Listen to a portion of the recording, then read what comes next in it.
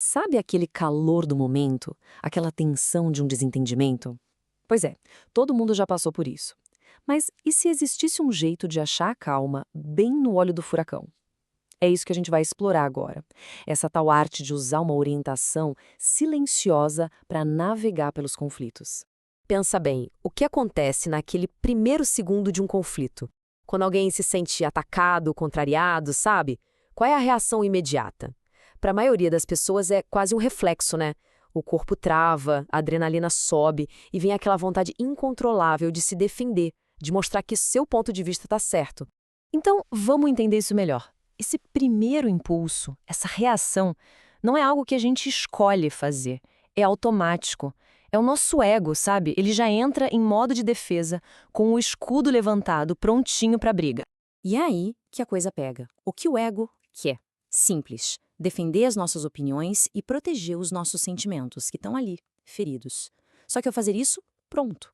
A porta para qualquer conversa calma, para qualquer paz, se fecha na hora. A batalha já começou. Mas, e aqui vem o pulo do gato. E se essa reação automática não for a única saída? E se tiver outro caminho? Um ponto de virada, uma escolha que pode ser feita, de propósito.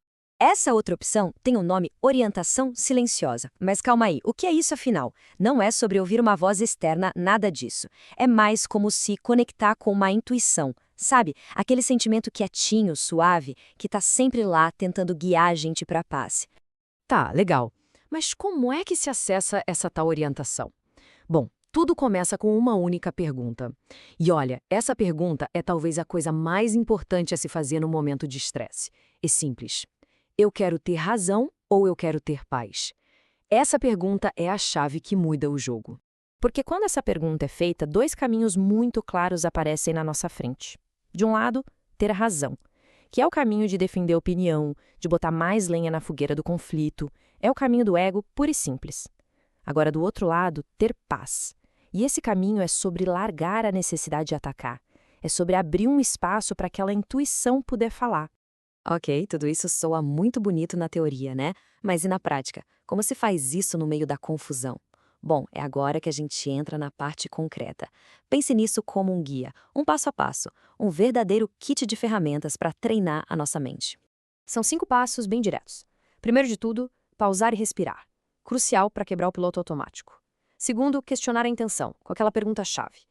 Terceiro, e esse é difícil, reconhecer que a gente pode estar errado. Quarto, perdoar. Internamente, só para si. E quinto, confiar que existe um apoio. Vamos parar um pouquinho aqui no terceiro passo. Pensa nesta frase. Talvez, eu esteja vendo isso do jeito errado. Parece simples, né? Mas a força que isso tem é absurda. É quase como uma senha que desliga o modo de ataque do ego. Só admitir essa possibilidade já muda o cenário todo. A analogia aqui é perfeita. Quando a gente admite que pode estar errado, é como se o perdão viesse e limpasse as lentes dos nossos óculos. De repente, a visão fica nítida de novo. E a situação toda, inclusive a outra pessoa, pode ser vista de um jeito totalmente diferente. E aí, depois que esse perdão interno acontece, aquela orientação silenciosa fica clara. Ela parece como uns toques, umas ideias bem simples e diretas que vêm da intuição. Coisas como: não ataca, solta isso, escolhe a paz. Beleza, já vimos o como fazer. Agora, vamos entender o porquê. Qual é a filosofia por trás de tudo isso? Por que essa mudança de olhar funciona tão bem? O ponto central de tudo é a confiança. A prática toda se baseia na ideia de que não estamos sozinhos, de que existe uma força, um sistema de apoio invisível nos sustentando. Na fonte que inspirou este material, isso é chamado de amor de Deus. E ter essa confiança, bem, isso diminui o medo e dá segurança para a gente finalmente baixar a guarda.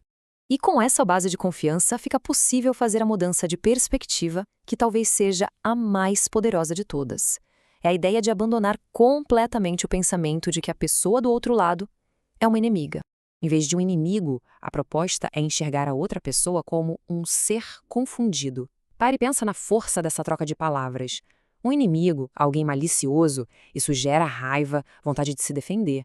Agora, alguém confundido, a reação é outra, né? Talvez até compaixão.